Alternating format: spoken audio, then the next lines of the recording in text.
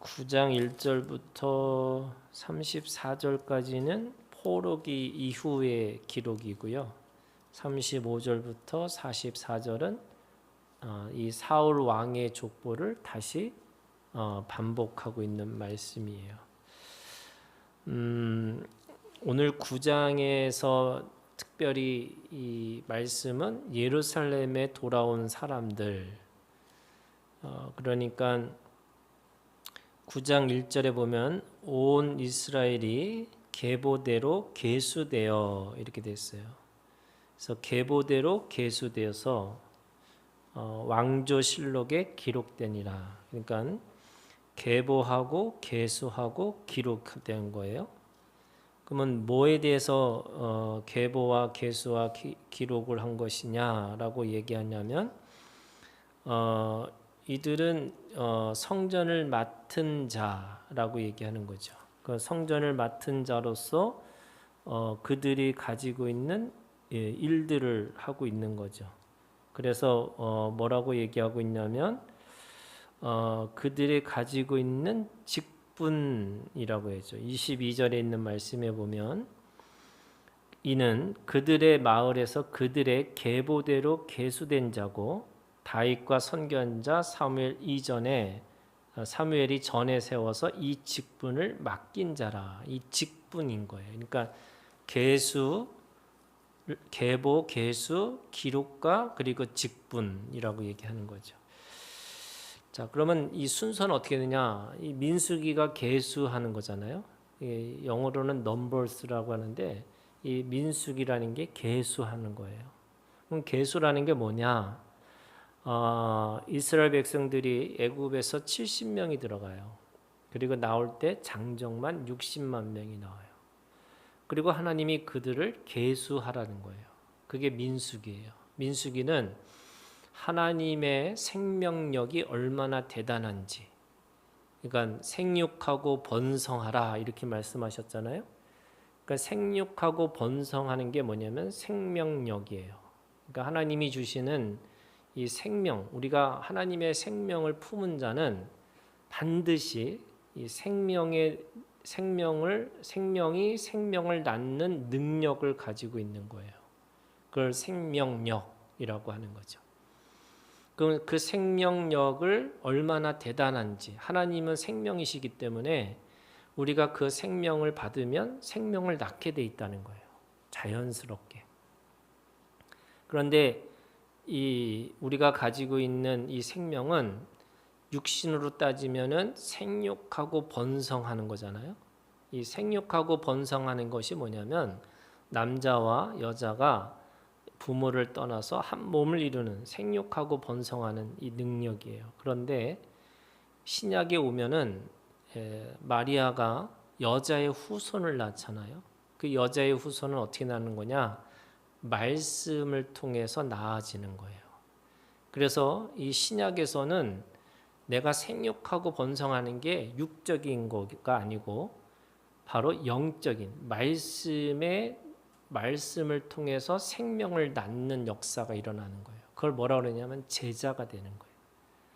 그래서 그 제자들의 모임을 교회라고 얘기하는 거죠. 그래서 교회는 생명력이 있는 거예요. 그게 계수하는 거예요.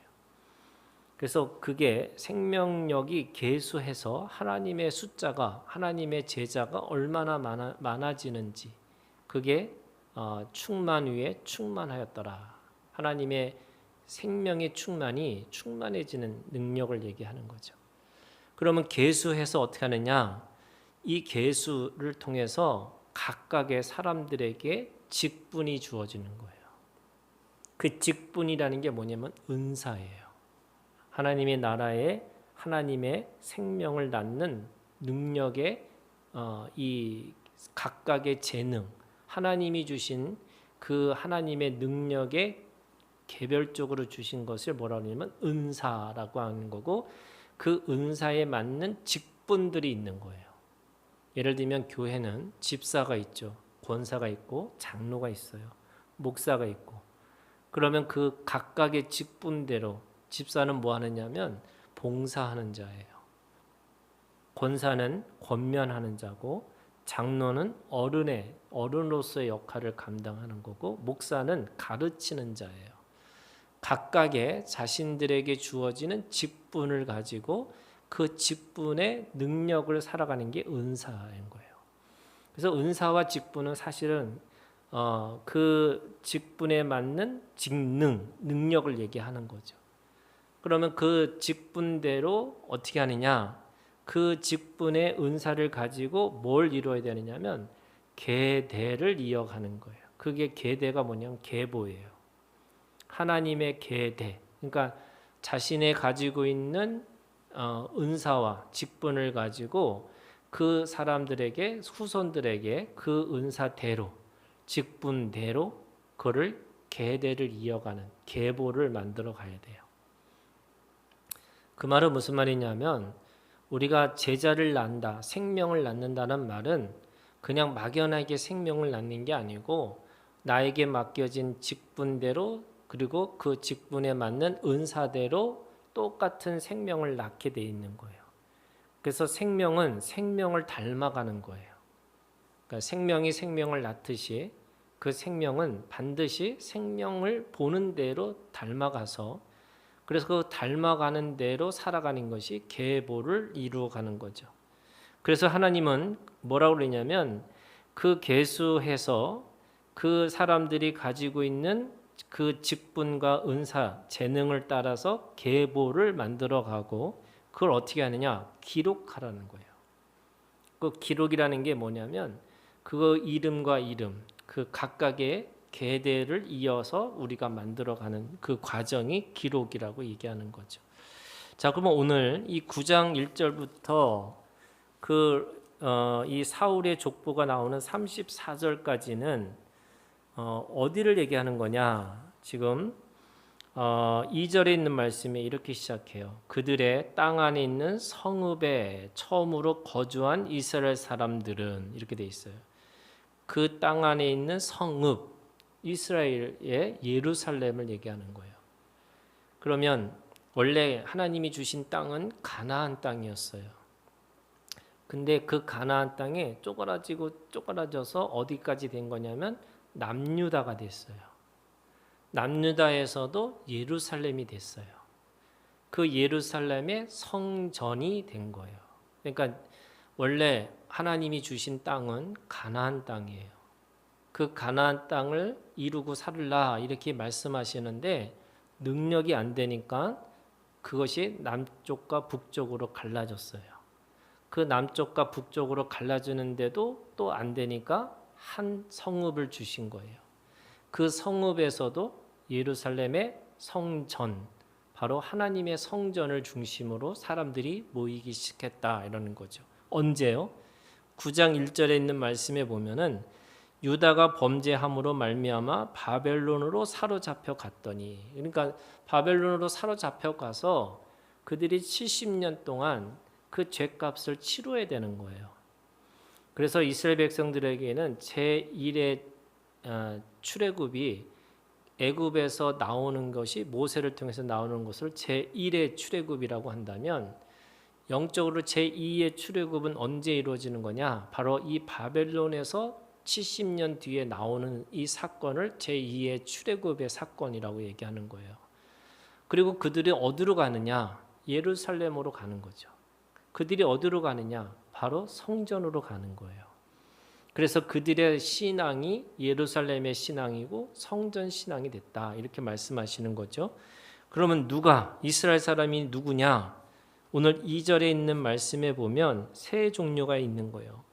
이스라엘 사람들은 제사장들과 레위 사람들과 느디님 사람들이라. 이 세 종류의 사람들이 예루살렘으로 성전으로 돌아왔다. 이거를 기록하고 있는 거예요. 그러면 제사장들과 레위 사람들과 느디님 사람들이라는 뜻이 뭐냐? 이 느디님이라는 사람들의 뜻은요, 정확한 의미는 그 하나님에게 주어진 사람들 또는 바쳐진 자들 또는 봉사자들이란 뜻의 의미가 있는데 대부분 그 가나안 땅에서 기브아 족속들이 그 전쟁에 이 이스라엘 백성들에게 그 가나안에서 자신들이 종노릇해도 이곳에 남아서 살겠습니다라고 했던 사람들이에요. 그럼 나중에 이 사람들이 뭐 하는 사람들이 됐냐?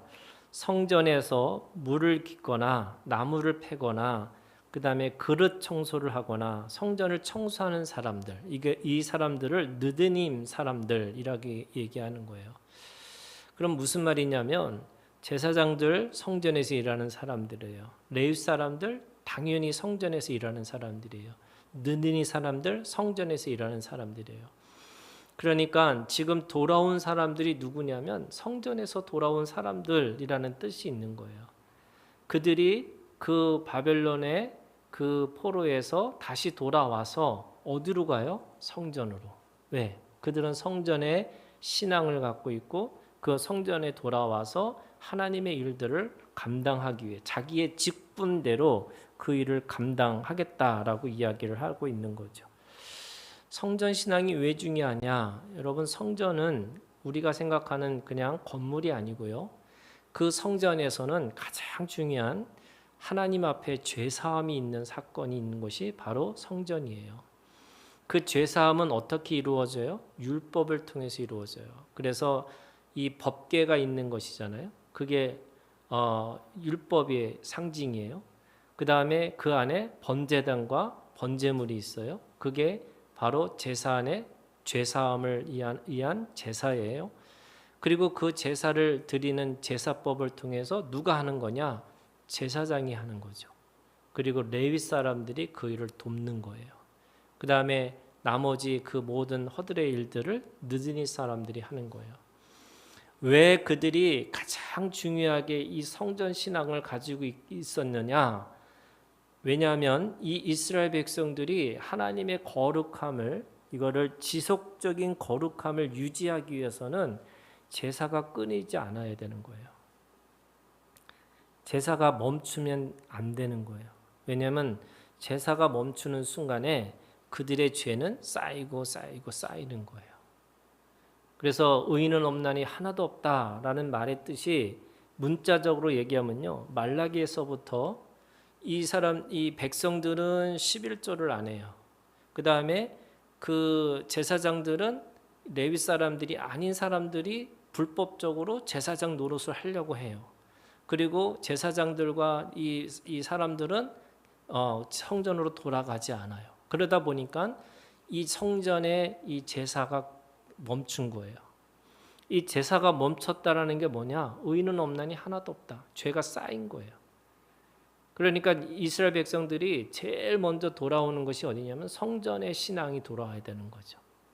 그걸 통해서 지속적인 죄사함을 통해서 하나님의 거룩한 백성으로 살아낼 수 있다. 이렇게 말씀하시는 거예요.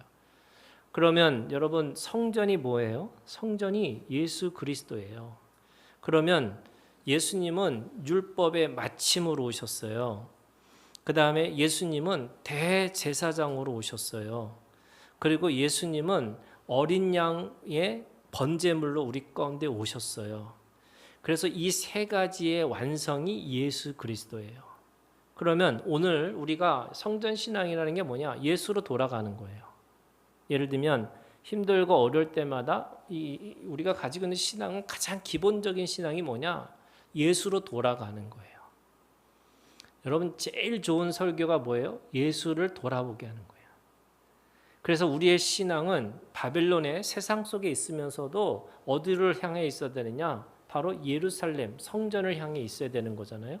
그러면 우리가 가지고 있는 신앙은 뭐냐면 바로 예수를 향하고 예수를 바라보고 예수를 믿는 것으로부터 시작이 돼야 되는 거예요. 여기가 시작이에요. 근데 왜 사람들은 예수를 바라보지 못하고 또 예수에게 소망을 두지 못하느냐? 예수 밖에 뭔가 있다고 생각하는 거예요. 그래서 예루살렘으로 돌아오지 않아요. 우리 말씀의 결론이 사실은 오늘 말씀이 뭐냐면 예루살렘에 거주하였더라 이런 거예요, 여러분. 이게 거주가 뭐냐면 정주하는 거거든요. 거기에 머물러서 살겠다고 작정하는 거예요. 근데 여러분, 그게 쉬운 것 같으냐? 쉽지 않아요. 자, 왜 쉽지 않을까요? 여러분, 첫 번째가 이유가 있어요. 여러분, 바벨론에서 얼마를 살았냐? 70년을 살았어요. 이게 무슨 말이냐면 그 바벨론은 최고의 문화예요. 그 당시에. 최고의 지식과 최고의 모든 그 과학적인 모든 것들을 갖추고 있는 도시가 이 바벨론이고 나중에 페르시아가 되잖아요. 이 페르시아가 되는 거예요. 무슨 말이냐면 제가 옛날에 미국에서 8년 살고 나니까 제가 한국으로 돌아올 때 사람들이 다 뭐라고 그러냐면 가지 말라고. 한국을 돌아가지 말라고. 왜 돌아가지 말라고 하는 이유가 두 가지가 있어요. 첫 번째는 여러분 우리는 전혀 모르지만 외국에서 볼 때는 여기는 곧 전쟁이 날 곳이에요. 그래서 전쟁 날 것 같으니까 가지 말라는 거예요. 두 번째는요. 자녀를 키우는데 미국에서 키우지 왜 한국에서 키우냐는 거예요. 그러니까 돌아가지 말라고. 그래서 사람들이 대부분이 그 돌아가는 이유, 그래서 아주 굳이 돌아온다면 뭐 교회에서 청빙을 받아서 가는 거예요. 미국에서 한국으로. 근데 청빙도 없었지. 그 다음에 뭐 그 아이는 아직도 어리죠. 거기다가 전쟁 날 것 같은 막 위험해 있는 도시, 거기에 한국을 왜 가냐고 막 저한테 그러거든요.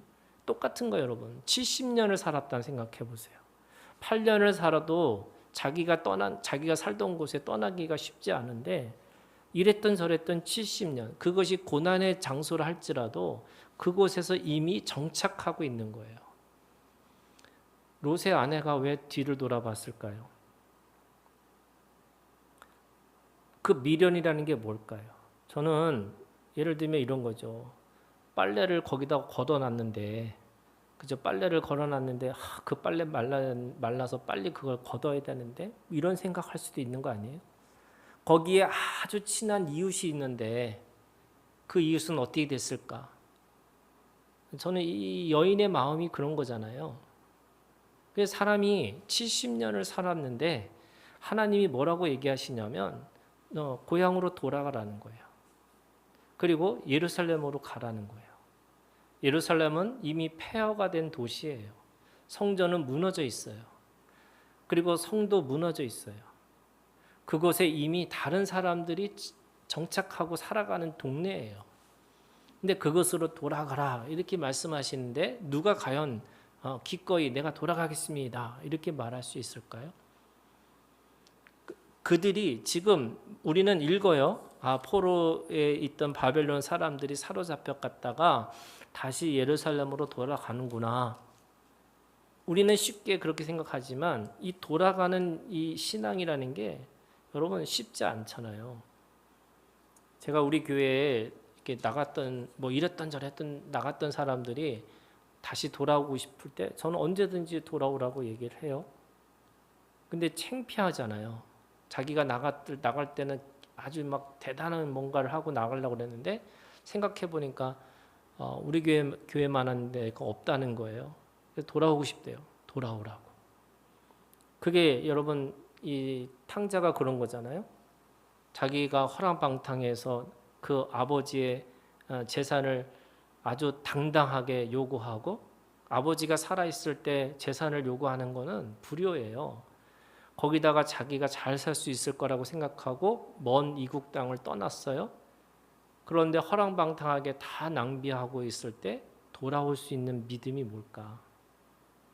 저는 그 믿음이 그 아버지의 사랑이 결국 내가 살 곳이 그곳밖에 없구나라고 하는 그 모든 것을 자기가 가지고 있는 그 모욕과 수치를 감당하고 돌아오는 마음이었을 거라고 생각해요. 여러분 우리의 신앙은 그런 거예요. 하나님이 제가 늘 하는 얘기지만 가라고 하면 가고 서라고 하면 서는 거예요. 제가 고스톱 잘해야 된다 그랬잖아요. 하나님이 가라 그러면 가고 스톱하면 딱 서는 거예요. 여러분 이 아가서에 있는 최고의 말이 있어요. 이게 애굽의 말인데 애굽의 말이 어떤 걸 연습하냐면 막 달려와 가지고 그 물을 딱 마시고자 할 때 딱 멈추게 한대요. 그 멈추는 거를 연습해야지 최고의 말이 될 수 있대요. 그런데 자기가 목마르니까 덥석 먹어버리면 그 말로서 최고의 말이 될 수가 없대요. 하나님은 우리에게 가고 서는 거, 멈추는 거, 일하는 거, 그거 하라고 말씀하세요. 신앙은 능동도 아니고 수동도 아닌 피동이라고 그랬잖아요. 하나님이 하시면 나도 하고 하나님이 멈추면 나도 멈추는 거잖아요. 그 바벨론에서 돌아오라고 할 때 자신이 가지고 있는 이미 갖췄던 그 모든 것들을 포기하고 다시 예루살렘으로 가요. 이게 첫 번째 그들의 믿음이었어요. 여러분, 이 믿음이 있기를 주님의 이름으로 축원합니다. 두 번째, 여러분, 성전 중심, 제사 중심, 공동체 중심, 그들의 중심에 뭐가 있냐면 여러분, 죄사함이 있고요.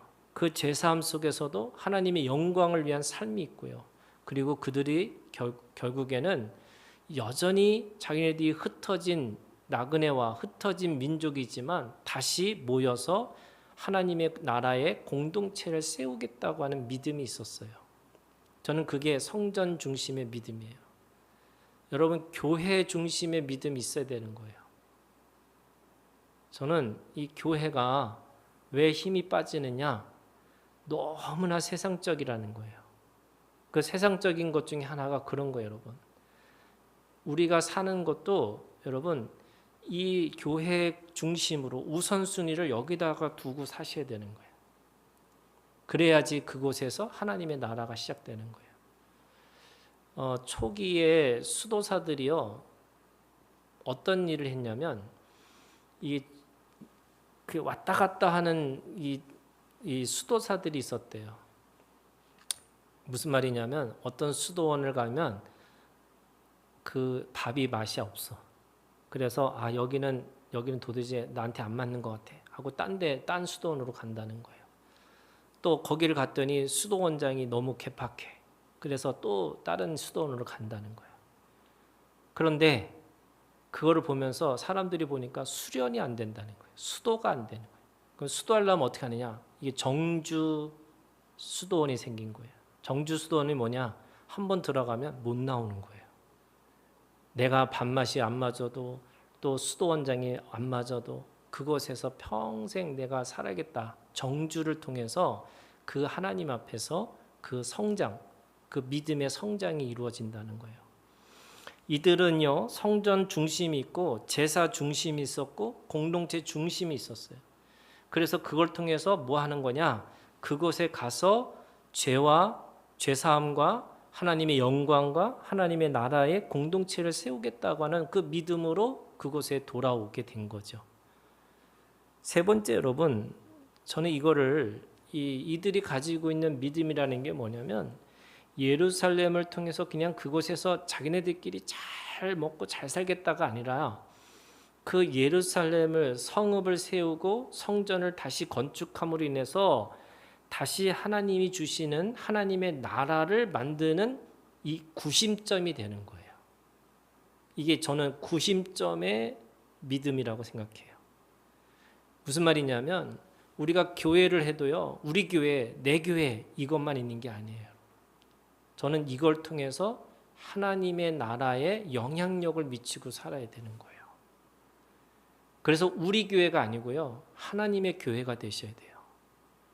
내 교회가 아니라 예수 그리스도의 교회가 되셔야 되는 거예요. 이들이 예루살렘에 모여서 그 성전을 섬기는 일들이 단순하게 자기 공동체 이 성읍에서만 성결을 이루겠다는 게 아니라 바로 그것을 통해서 하나님의 나라와 열방과 그리고 온 세계에 복음을 전하는 하나의 전치 기지가 되겠다는 거예요. 저는 이게 베이스 캠프와 같은 거예요. 교회는 모든 이것의 시작이 어디서부터 시작하느냐? 교회에서 시작하는 거예요. 하지만 교회가 이기적이고 교회가 내 교회만 성장하고 내 교회만 잘 되는 게 아니고 하나님의 나라를 위해서 함께 그 공동체를 만들어 간다. 이것이 바로 예루살렘을 회복시키는 것이고 그래서 남유다를 회복시키는 것이고 그래서 북이스라엘과 가나안 땅을 회복시켜서 하나님의 나라가 어떤 것인지를 열방한테 보여줌으로 인해서 열방이 돌아오게 하는 거예요. 열방을 대적하고 싸우는 게 아니라 열방이 돌아오게 해서 모든 만민이 하나님 앞에 돌아올 수 있는, 여러분 이 믿음이 우리 가운데 있으셔야 되는 거예요. 그래서 오늘 이 역대상 9장에 있는 예루살렘에 거주하였더라 돌아오는 믿음이 있고요, 머물러 있는 믿음이 있고요, 그래서 다시 나가는, 세상을 향해서 뻗쳐나가는 그런 믿음이 이곳에 있습니다. 여러분 이 믿음을 가지고 오늘도 우리가 주님 앞에 승리하는 우리가 되기를 주님의 이름으로 축원합니다.